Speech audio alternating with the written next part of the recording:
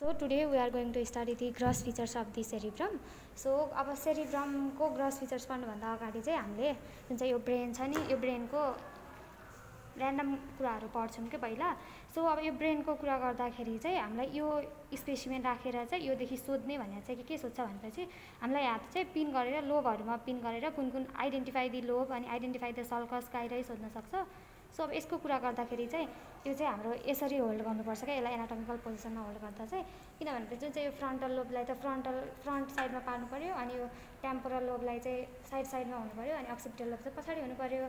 So यसरी चाहिँ hold गर्छौँ. अनि अब योदेखि सोध्ने भने चाहिँ हामीलाई यहाँ अगाडि पिन गऱ्यो भनेपछि त अगाडि हुने त हाम्रो फ्रन्टल लोब हो. अगाडि चाहिँ फ्रन्टल लोब हुन्छ, अनि साइडमा चाहिँ हाम्रो टेम्पोरल लोब हुन्छ, अनि त्यसपछि यहाँ माथिको चाहिँ पेराइटल लोब, अनि त्यसपछि यहाँ पछाडि चाहिँ अक्सिपिटल लोब हुन्छ. अनि हाम्रो how many types of lobe भन्दाखेरि त हाम्रो 6वटा लोब हुन्छ नि त. तर हामीले यो भ्यूबाट हेर्ने भने चाहिँ हामीले ओन्ली 4वटा लोब देख्छौँ. अनि अब हामीले इन्सुलर लोब र लिम्बिक लोब हेर्नको लागि चाहिँ अब लिम्बिक लोब हेर्नको लागि चाहिँ हामीसँग यो जुन चाहिँ छ नि यो लिम्बिक लोब त मिडियल सर्फेसमा देखिन्छ. सो यो स्पेसिमेनमा चाहिँ हामीले यो जुन देखिरहेछौँ नि यो चाहिँ हाम्रो लिम्बिक लोब हो. अनि त्यसपछि हामीले इन्सुलर लोब हेर्नको लागि चाहिँ इन्सुलर लोब हेर्नको लागि चाहिँ यो जुन चाहिँ हाम्रो यो ल्याटरल सल्कस छ नि यो चाहिँ हाम्रो ल्याटरल सल्कस भयो. यो ल्याटरल सल्कसलाई चाहिँ हामीले रिट्र्याक्ट गऱ्यौँ भनेपछि यो जुन चाहिँ यो भित्रको देखिया छ नि यो चाहिँ हाम्रो इन्सुलर लोब हो. इन्सुलर लोब चाहिँ यो भित्रको भयो. अनि जुन चाहिँ यो आर्ट्री देखिया छ त्यो आर्ट्री चाहिँ मिडिल सेरिब्रल आर्ट्री हो. यो आर्ट्री चाहिँ हाम्रो मिडिल सेरिब्रल आर्ट्री भयो.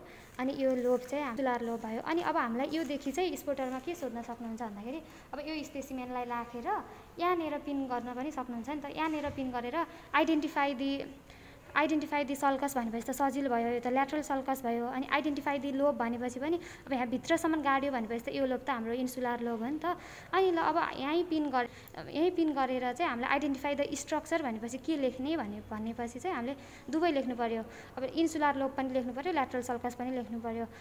सो यसमा चाहिँ यति नै भयो. अनि हामीले त लोबहरू त हेरिसक्यो. अब लोबहरू हेरिसकेपछि यो ब्रेनलाई हेर्दाखेरि हामीले जुन चाहिँ यो देखाएको छौँ नि यो छ नि यो चाहिँ हाम्रो फाक्स सेरिब्राई हो के. यो फाक्स सेरिब्राई जुन चाहिँ छ नि यो चाहिँ एन्टेरियर र पोस्टेरियरली चाहिँ कम्प्लिट हुन्छ, बट यो चाहिँ मिडिलमा चाहिँ कर्पस क्यालोजमले गर्दा चाहिँ यो इन्कम्प्लिट हुन्छ. अनि त्यसपछि यहाँ जुन चाहिँ यो हाम्रो देखिरहेछ नि यो चाहिँ फाक्स सेरिबेलाई भयो. यसले चाहिँ हाम्रो सेरिब्रम र बेलमलाई चाहिँ छुट्याउँछ. यो चाहिँ हाम्रो फाक्स सेरिबेलाई भयो, फाक्स सेरिब्राई भयो, अनि यो चाहिँ सेरिबेलम भयो. सो यति नै हो. यसमा यो जुन चाहिँ यो मिड सजाइटल सेक्सनबाट काटेको छ नि यिनीहरूमा चाहिँ अब हामीले कुन साइडको हो छुट्याउ भनेर पनि सक्छ नि त. राइट सेरिब्रल हेमिस्फियर हो कि लेफ्ट सेरिब्रल हेमिस्फियर हो त्यो सोध्न सक्छ. सो अब यसको कुरा गर्दाखेरि चाहिँ यसलाई कसरी छुट्याउने भन्दाखेरि हाम्रो यो जुन चाहिँ छ नि यो क्युनियस त हाम्रो पछाडि अक्सिपिटलतिर हुन्छ नि त. सो यो क्युनियसलाई पछाडि पार्नु पऱ्यो. अनि जुन चाहिँ यो हाम्रो मिडियल सर्फेस छ नि यसलाई त मिडियल साइडतिर पार्नु पऱ्यो नि त. अनि यो चाहिँ हाम्रो ल्याटरल सर्फेस भयो. जुन चाहिँ सुपेरो ल्याटरल सर्फेसलाई चाहिँ हामीले अब ल्याटरलतिर पार्नु पऱ्यो. सो यसलाई होल्ड गर्दा चाहिँ अब आइडेन्टिफाई गर्ने चाहिँ यही तरिकाले नै हो. अब मिडिल सर्फेसमा चाहिँ हाम्रो कर्पस क्यालोजम अनि अरू धेरै स्ट्रक्चर हुन्छ नि त. अनि सुपेरो ल्याटरल सर्फेसमा चाहिँ हाम्रो सल्कस गाइराई लोबहरू मात्र प्रेजेन्ट हुन्छ. अनि यसमा चाहिँ लोबहरू सँगसँगै हाम्रो कर्पस क्यालोजमहरू छ. सो यति नै हो. अब त्यसपछि चाहिँ अब हामीले अब यसको कुरा गर्दाखेरि अब हाम्रो सेरिब्रमको ग्रस फिचर्सको कुरा गर्दाखेरि यसको कतिवटा सर्फेस हुन्छ, कतिवटा बर्डर हुन्छ चाहियो नि त. सो यसको सर्फेस र बर्डरमा चाहिँ 3वटा सर्फेस र 3वटा बर्डर हुन्छ. सो अब यसको बर्डरको कुरा गर्दाखेरि चाहिँ जुन चाहिँ यो छ नि यो चाहिँ हाम्रो सुपेरो मिडियल बर्डर भयो. यो जुन चाहिँ देखिरहेछ सुपेरो मिडियल बर्डर भयो. अनि त्यसपछि हाम्रो यहाँ जुन देखिरहेछ नि यो चाहिँ हाम्रो इन्फेरो ल्याटरल बर्डर भयो. अब हाम्रो यो स्पेसिमेनहरू चाहिँ एकदमै धेरै पुरानो भएको भएर लाइक राम्रो देखिँदैन क्या, केही क्लियर नै छैन, त्यही पनि पढ्नु पऱ्यो. अब यो चाहिँ इन्फेरो ल्याटरल बर्डर भयो. अनि त्यसपछि यसको भित्रतिर गयो भनेपछि जुन चाहिँ हाम्रो यो छ नि यो चाहिँ हाम्रो इन्फेरो मिडियल बर्डर हो. अनि यो इन्फेरो मिडियल बर्डर चाहिँ स्ट्रेट हुँदैन कि अरू बर्डरहरू लाइक स्ट्रेट छ नि त, बट इन्फेरो मिडियल बर्डर चाहिँ स्ट्रेट हुँदैन. किनभने यसलाई चाहिँ हाम्रो डाइएन्सिफेलनले चाहिँ यहाँ बिचमा चाहिँ डाइएन्सिफेलनले इन्टरप्ट गरे भएर चाहिँ यो स्ट्रेट हुँदैन. सो अब सर्फेसमा चाहिँ हाम्रो त्यही भइहा के बर्डरमा चाहिँ त्यही भइहाल्यो। अब सुपेरोल्याटरल सर्फेसले चाहिँ सुपेरो मिडियल बर्डरले चाहिँ दुईवटा सर्फेसलाई छुट्याउँछ क्या।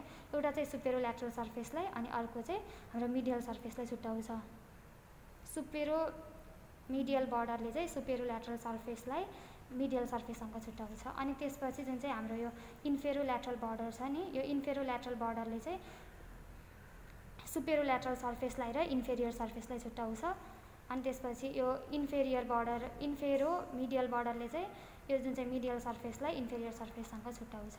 सो यति नै हो हाम्रो सर्फेसेस र बर्डर्सको कुरा। अब त्यसपछि हामीले इन्डिभिजुअली यिनीहरूमा हुने अब के देखिन्छ, कुन लोबहरू देखिन्छ, कुन सल्काइ गाइरस सबै पढ्छौँ।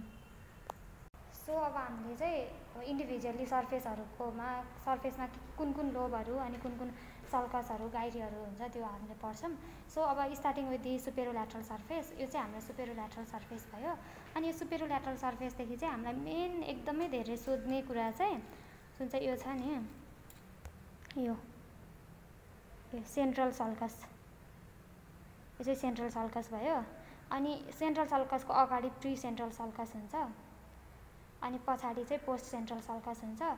अनि यो तीनवटा सल्कस भयो। अनि अरू हामीले अब यो सुपेरोल्याटरल सर्फेसबाट देख्ने सल्कस भने चाहिँ जुन चाहिँ यो ल्याटरल सल्कस भयो, चाहिँ ल्याटरल सल्कस भयो।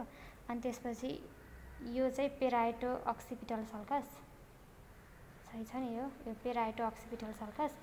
अनि त्यसपछि यहाँ चाहिँ यो चाहिँ ल्युनेट सल्कस,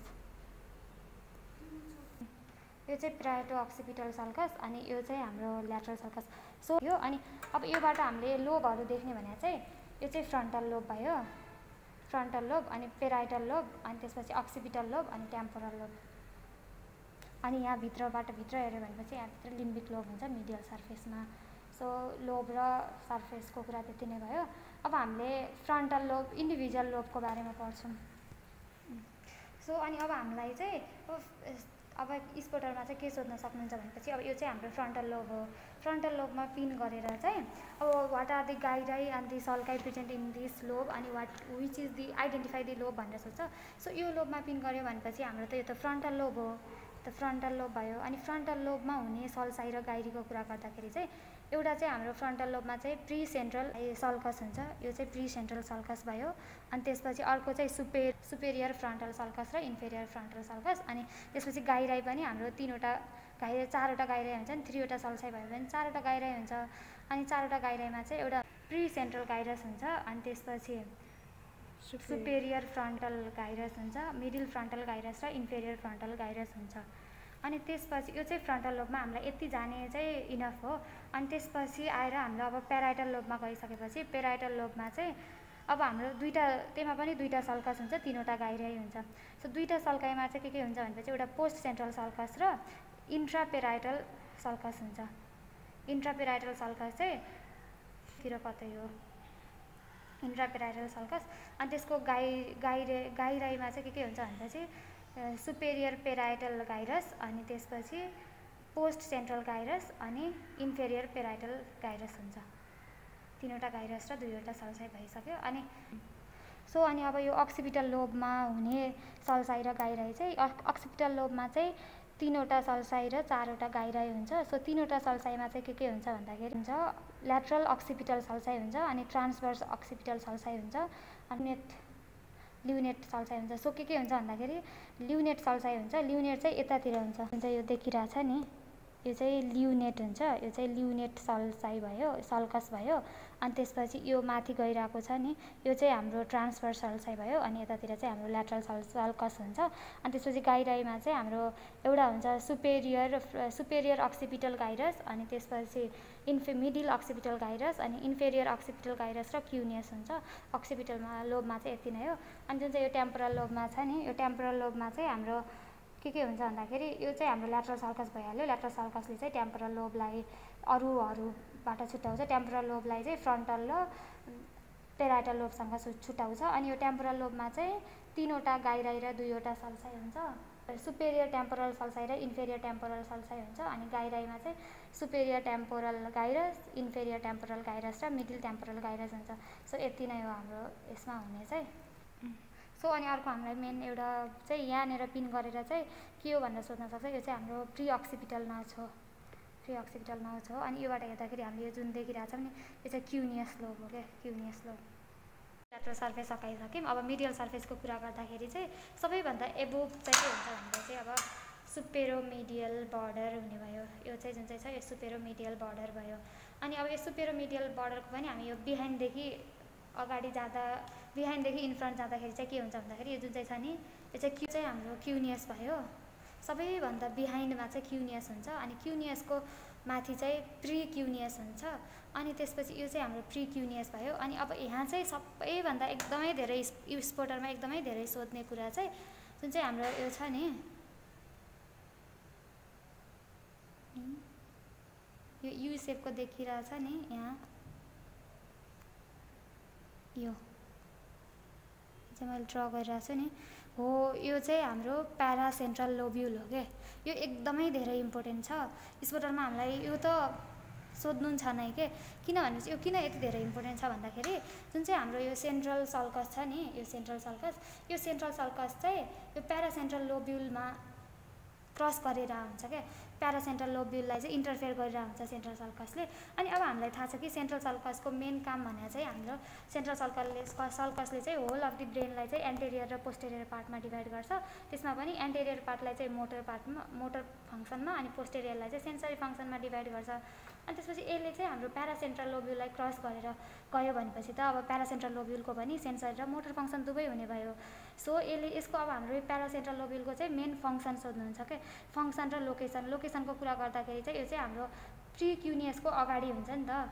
अनि त्यसपछि यसको अब फङ्सनको कुरा गर्दाखेरि चाहिँ यसले चाहिँ के गर्छ भनेपछि अब यसले चाहिँ मोटर र सेन्सरी फङ्सन क्यारी गर्छ अरे लोवर एक्सट्रिमिटिजदेखि from the contralateral side. Lower एक्सट्रिमिटिजको कन्ट्राल्याटरल साइडको चाहिँ यसले मोटर र सेन्सरी फङ्सन क्यारी गर्छ अरे। अनि अर्को यसको फङ्सन भनेर चाहिँ यो चाहिँ मिक्चुरेसन र डेफिकेसन रिफ्लेक्सलाई कन्ट्रोल गर्ने काम चाहिँ हाम्रो यो प्यारासेन्ट्रल लोब्युलको भयो। सो यो पढ्दाखेरि प्यारासेन्ट्रल लोब्युलको चाहिँ लोकेसन र यसको बााउन्ड्रिजहरू एकदमै धेरै इम्पोर्टेन्ट छ अनि यो पढ्नु पनि पर्छ। सो यो चाहिँ हाम्रो प्यारासेन्ट्रल लोब्युल भयो। सो यति नै हो यसमा चाहिँ। अनि त्यसपछि प्यारासेन्ट्रल लोब्युलको अगाडि चाहिँ हाम्रो मिडल फ्रन्टल गाइरस हुन्छ। यो चाहिँ हाम्रो मिडल फ्रन्टल गाइरस भयो। पढिसक्यो। अब त्योदेखि तलतिर जाँदाखेरि चाहिँ अब हाम्रो लिम्बिक लोब हुन्छ। अनि अब लिम्बिक लोबमा चाहिँ के हुन्छ भन्दाखेरि हाम्रो एउटा सिङ्गुलेट गाइरस हुन्छ नि जुन चाहिँ यो देखिरहेछ नि यो चाहिँ हाम्रो सिङ्गुलेट गाइरस हो क्या, सिङ्गुलेट गाइरस हो। अनि सिङ्गुलेट गाइरसको माथि चाहिँ सिङ्गुलेट सल्कस हुन्छ नि त जुन चाहिँ यो देखिरहेछ यो चाहिँ सिङ्गुलेट सल्कस। अनि यो सिङ्गुलेट गाइरसको तलतिर चाहिँ हाम्रो क्यालोजल सल्कस हुन्छ किनभने यो कर्पस क्यालोजमको माथि छ त्यही भएर यसलाई चाहिँ क्यालोजल सल्कस हुन्छ। अनि यो callosal within the callosal sulcus there is a grey matter which is called the indusium griseum. So हाम्रो यो क्यालोजल सल्कसमा चाहिँ इन्डुसियम ग्राइसियम हुन्छ। सो यो चाहिँ इम्पोर्टेन्ट नै छ। अनि त्यसपछि आएपछि त्योभन्दा तल आयो भनेपछि हामीले जुन चाहिँ यो देखिरहेछ नि यो चाहिँ कर्पस क्यालोजम हो क्या, कर्पस क्यालोजम हो। अनि कर्पस क्यालोजम चाहिँ एकदमै सोध्नुहुन्छ नै इक्जाममा किनभने चाहिँ एकदमै इम्पोर्टेन्ट नै छ। अनि योदेखि सोद्धाखेरि चाहिँ यसको अब बााउन्ड्रिज र यसको पार्ट्सहरू सोध्न सक्नुहुन्छ। यसको पार्ट्समा चाहिँ के हुन्छ भन्दाखेरि यो चाहिँ कुन फाइबर्स हो भनेर सोद्धाखेरि चाहिँ कमिस्युरल फाइबर्स हो नि त। यो कमिस्युरल फाइबर्स भयो। यसको टाइप्स चाहिँ कर्पस क्यालोजमको टाइप्स चाहिँ कमिस्युरल फाइबर्स भयो।